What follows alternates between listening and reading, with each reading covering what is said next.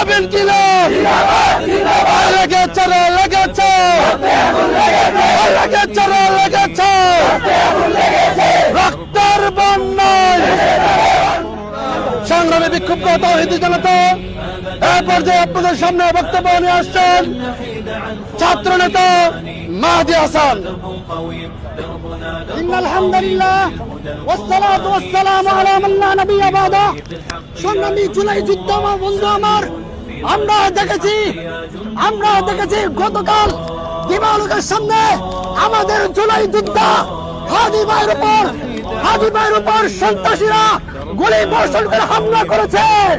আমরা বলতে চাই শুধু উসমান হাদিকে হামলা করা নয়, এদেশে সংগ্রামী তাওহীদি জনতা এবং জুলাই যোদ্ধাদের উপর হামলা করা হয়েছে। আমরা প্রশাসনকে বলছি, আপনারা কি গুলান গাছ কাটেন? 24 ঘন্টা হয়েছে, সিসিটিভি ফুটেজ দেখেন স্পষ্ট, এখনো কেন সন্ত্রাসীদেরকে গ্রেফতার করে আইন আওতায় হলো না? আমরা ইসলামী ছাত্র ফোরামের পক্ষ থেকে এর তীব্র নিন্দা জানাচ্ছি। আর যদি অনতিবিলম্বে বিলম্বে এই হাদের উপর হামলাকারীকে গ্রেফতার না করা হয়, সারা বাংলাদেশে আগুন জ্বালিয়ে দিব।